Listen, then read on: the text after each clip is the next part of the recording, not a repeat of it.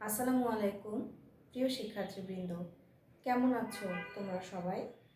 আশা করি তোমরা সবাই ভালো আছো। তোমাদের সবাইকে আজকে ভূগোল ক্লাসে স্বাগতম। তোমাদের ভূগোল ক্লাসে আলোচনায় আছি আমি রুশদিয়া হক, প্রভাষক, ভূগোল বিভাগ, মাইলস্টোন কলেজ। তোমাদের ভূগোল ক্লাসের আজকের আলোচনার বিষয়বস্তু হচ্ছে তোমাদের ভূগোল প্রথম পত্র বইয়ের অধ্যায় 4 অর্থাৎ বায়ুমণ্ডল ও বায়ু দূষণ। এই অধ্যায়ের 3টি বিশেষ পাঠ নিয়ে আমি আলোচনা করতে যাচ্ছি। পাঠ 2, পাঠ 3 এবং পাঠ 4, এই 3টি পাঠ নিয়ে আজকে আমি আলোচনা করতে যাচ্ছি। তাহলে চলো আজকে আমরা আমাদের এই পাঠ 3টির মূল আলোচনায় চলে আসি। প্রথমে আমরা পড়ব পাঠ 2 অর্থাৎ বায়ু দূষণের যে কারণগুলি রয়েছে, বায়ু দূষণ কাকে বলে, বায়ু দূষক কাকে বলে এবং বায়ু দূষকের উৎসগুলা কী কী, অর্থাৎ বায়ু দূষণ কী কী কারণে হচ্ছে, কোন কোন কারণের জন্য আমাদের বায়ুমণ্ডল দূষিত হচ্ছে, সেই বিষয়গুলি আজকে আমরা পড়ব। সবার প্রথমে যে বিষয়টি নিয়ে বলতে চাচ্ছি সেটি হচ্ছে বায়ু দূষণ কাকে বলে। বায়ুমণ্ডলের স্বাভাবিক উপাদানগুলির মধ্যে যদি এমন কোনো উপাদান বায়ুমণ্ডলে প্রবেশ করে যার জন্য বায়ুমণ্ডল দূষিত হয়ে যায়, তাহলে সেই বিষয়টিকে বলা হয় বায়ু দূষণ।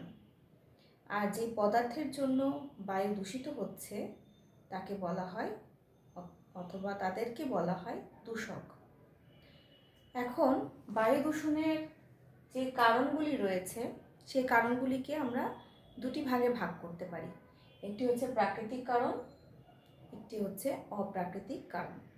প্রাকৃতিক কারণ অর্থাৎ যেখানে মানুষের কোনো হস্তক্ষেপ থাকে না, প্রাকৃতিকভাবে যখন বায়ুমণ্ডলের বিভিন্ন উপাদানগুলি কম বেশি হয়ে বায়ুমণ্ডল দূষিত করে, তখন সেই কারণটিকে বলা হয় প্রাকৃতিক কারণ।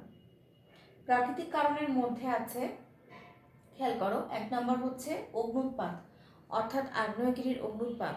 আগ্নেয়গিরির অগ্ন্যুৎপাতের সময় আগ্নেয়গিরির জ্বালামুখ দিয়ে কার্বন ডাইঅক্সাইড, কার্বন মনোক্সাইড, সালফারের বিভিন্ন গ্যাস, হাইড্রোজেন সালফাইড বা সালফার ডাইঅক্সাইড, সালফারের বিভিন্ন যৌগ এবং গ্যাসগুলি যখন বের হয় তখন এটি বায়ুমণ্ডলকে দূষিত করে।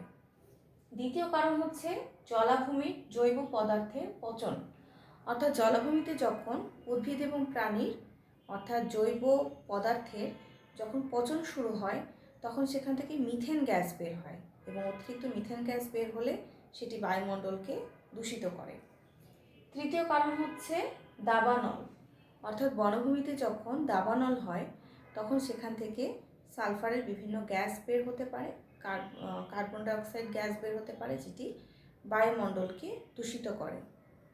চতুর্থ কারণ হচ্ছে জীবিত উদ্ভিদের জন্য কিভাবে বায়ু দূষিত হয়।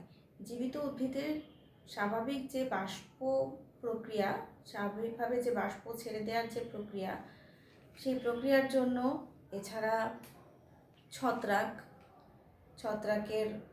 যদি সংক্রমিত হয়, এরপরে পরাগরেণু ইত্যাদি মিলেও অনেক সময় বায়ুকে দূষিত করতে পারে। এরপরে হচ্ছে মৃত উদ্ভিদ। মৃত উদ্ভিদ যখন মাটিতে পচে যায় তখন মৃত উদ্ভিদের দেহ থেকে গ্যাস নিঃসৃত হয়, যেটিও বায়ুমণ্ডলকে দূষিত করতে পারে।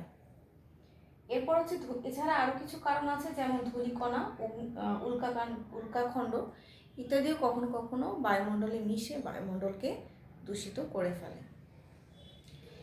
আমরা এতক্ষণ পড়লাম প্রাকৃতিক কারণগুলি।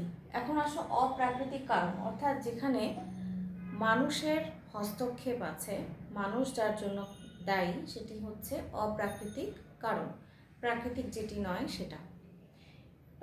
অপ্রাকৃতিক কারণের মধ্যে আছে কলকারখানার ধোঁয়া। আমরা জানি কলকারখানা হলো বায়ু দূষণের একটি অন্যতম উৎস। কলকারখানা, সেটা বিভিন্ন রকম কলকারখানা হতে পারে। কলকারখানা থেকে যখন চিমনি থেকে বিভিন্ন রকম গ্যাস বায়ুমণ্ডলে মিশে, সেই গ্যাসগুলো অবশ্যই আমরা জানি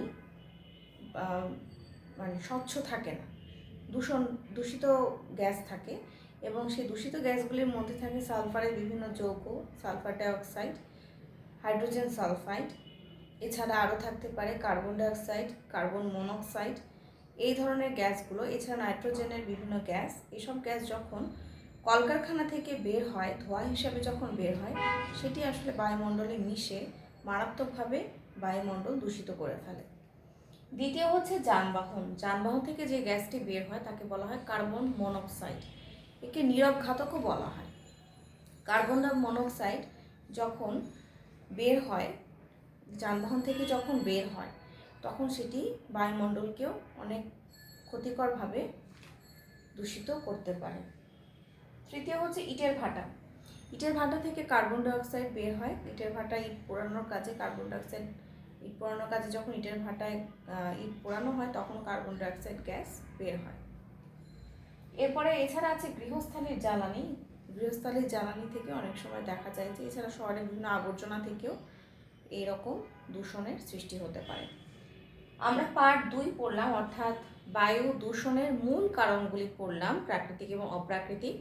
এখন চলে আসো পার্ট 3-এ, অর্থাৎ এই বায়ু দূষণ এবং জীবমণ্ডল, অর্থাৎ বায়ু দূষণের সাথে জীবের কি প্রভাব, বায়ু দূষণ জীবের উপরে কি প্রভাব ফেলতে পারে, বায়ু দূষণ জীব অর্থাৎ উদ্ভিদের কি ক্ষতি করে এবং মানুষের জন্য কিভাবে ক্ষতি করতে পারে, সেই বিষয়টি আমরা পড়ব।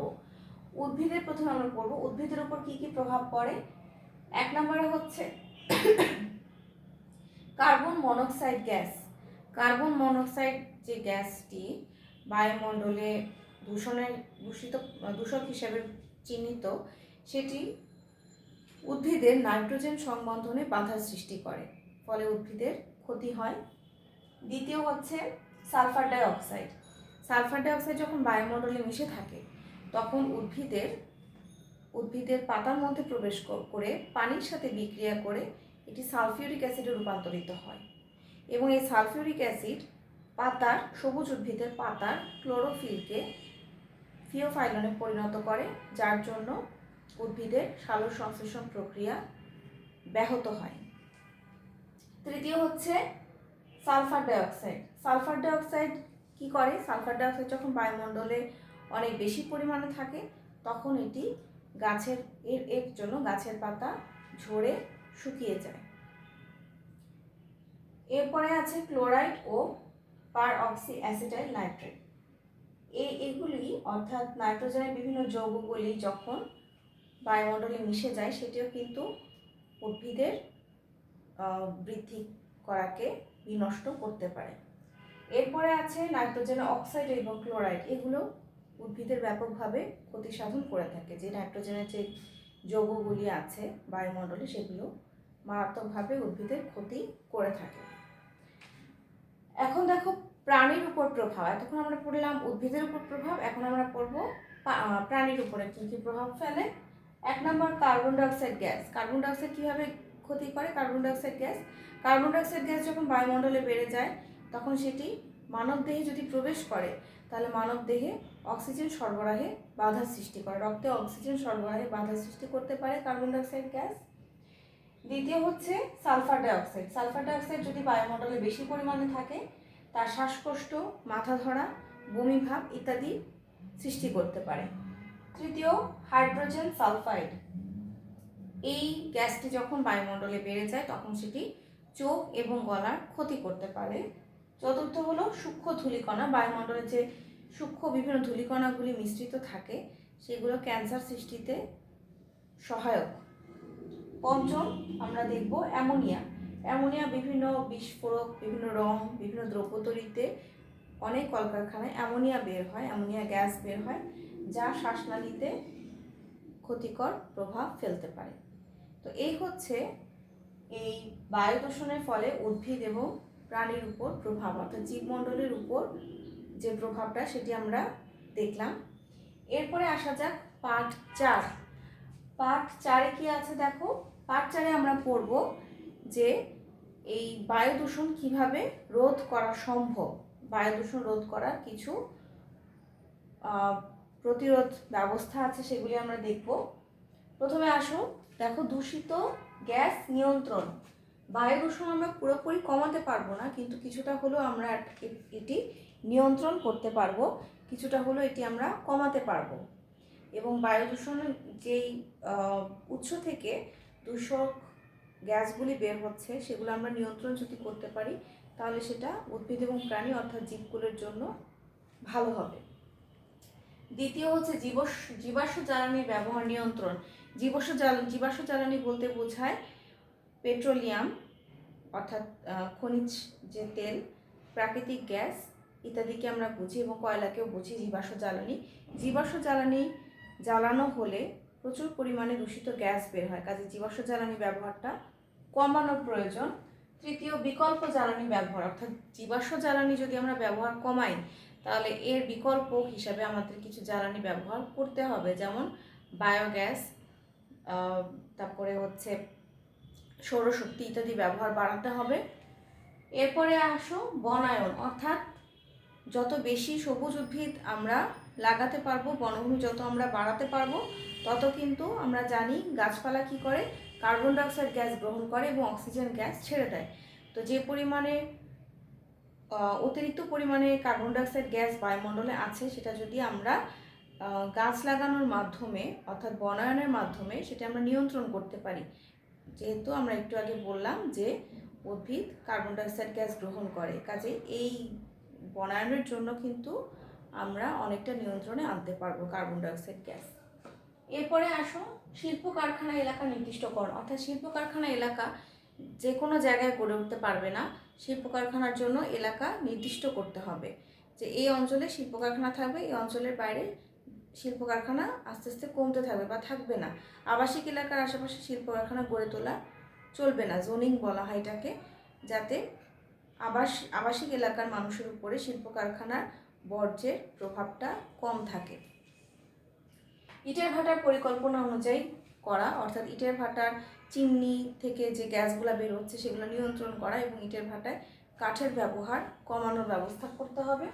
পারমাণবিক বিস্ফোরণ যে পরীক্ষা নিরীক্ষাগুলো করা হয়, পারমাণবিক বিস্ফোরণের জন্য যে পরীক্ষা নিরীক্ষা করতে হয় সেগুলো কমাতে হবে, সেগুলো নিয়ন্ত্রণে আনতে হবে।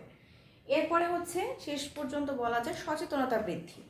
মানুষ যখন সচেতন হবে কিছু কিছু কাজ মানুষ নিজেরা নিয়ন্ত্রণ করতে পারে, যেমন রেফ্রিজারেটর, তারপর এয়ার কন্ডিশনার বা এয়ার কুলার, এই দুটো সোর্স থেকে কিন্তু প্রচুর পরিমাণে সিএফসি বা ক্লোরোফ্লোরোকার্বন বের হয়, যা কিন্তু অন্যতম একটা দূষক হিসাবে কাজ করে। এগুলোর ব্যবহার যদি কিছুটা হলেও কমায়, পুরোপুরি বন্ধ হয়তো করা সম্ভব না, কিছুটা হলেও যদি কমায়, অর্থাৎ মানুষ যদি সচেতন হয়, কিছুটা হলেও যদি এসবের ব্যবহার কমায়, তাহলে কিন্তু আমরা আমাদের পরিবেশকে কিছুটা হলেও দূষণমুক্ত রাখতে পারবো। তো এই হচ্ছে আজকে আমার আলোচনার বিষয়বস্তু। আশা করি তোমরা সবাই বুঝতে পেরেছো, আমার লেকচার সবাই নিশ্চয়ই বুঝতে পেরেছো। তোমরা সবাই ভালো থাকো, সুস্থ থাকো। আল্লাহ হাফেজ।